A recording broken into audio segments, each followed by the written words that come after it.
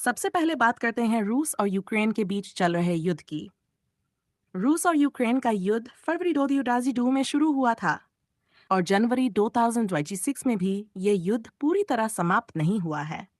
Ukraine के कई शहरों में आज भी मिसाइल और ड्रोन हमले हो रहे हैं।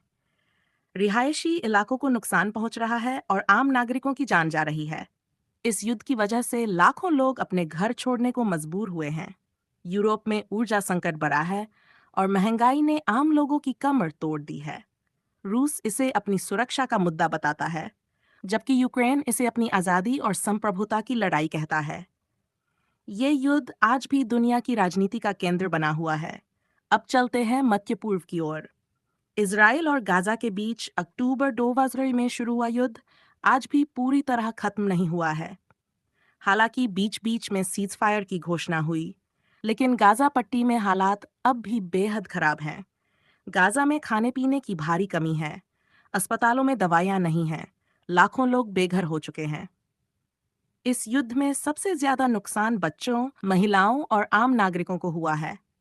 संयुक्त राष्ट्र और मानवाधिकार संगठन इसे एक गंभीर मानवीय संकट बता रहे हैं। अब बात करते हैं अफ्रीका के सूडान की। सूडान में सरकारी सेना और रैपिड सपोर्ट फोर्स के बीच भयानक गृह युद्ध चल रहा है। ये युद्ध अफ्रीका के सबसे बड़े मानवीय संकटों में से एक बन चुका है। लाखों लोग अपने घर छोड़कर दूसरे देशों में शरण लेने को मजबूर हैं। सूडान में भोजन की कमी है, पानी की समस्या है और हर तरफ डर का माहौल है। महिलाएं और बच्चे इस युद्ध के सबसे बड़े शिकार बन रहे हैं। अब चलते हैं यमन की ओर। यमन में युद्ध पिछले कई वर्षों से चल रहा है। भले ही कभी लड़ाई की रफ्तार कम होती है, लेकिन शांति आज भी नहीं आई है। यमन में भूख, बीमारी और गरीबी तीनों एक साथ लोगों की जिंदगी पर भारी पड़ रही हैं।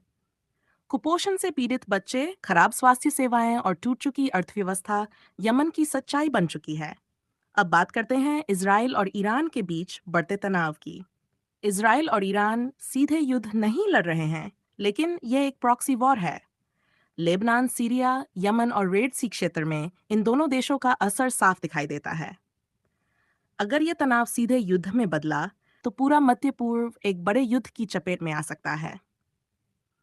अब बात करते हैं अमेरिका और वेनेजुएला के तनाव की। अमेरिका और वेनेजुएला के बीच राजनीतिक और सैन्य तनाव बना हुआ है। हालांकि ये पूर्ण युद्ध नहीं है, लेकिन सैन्य दबाव और आर्थिक प्रतिबंधों का असर सीधे आम जनता पर पड़ रहा है। इसके अलावा भी अफ्रीका के कुछ हिस्सों जैसे चाड और साहेल क्षेत्र में स्थानीय विद्रोह और हिंसा जारी है। ये संघर्ष भले ही दुनिया की बड़ी सुर्खियां न बने, लेकिन वहां रहने वाले लोगों के लिए हर दिन एक संघर्ष है। दोस्तों, आज की दुनिया में युद्ध सिर्फ हथियारों से नहीं लड़े जाते।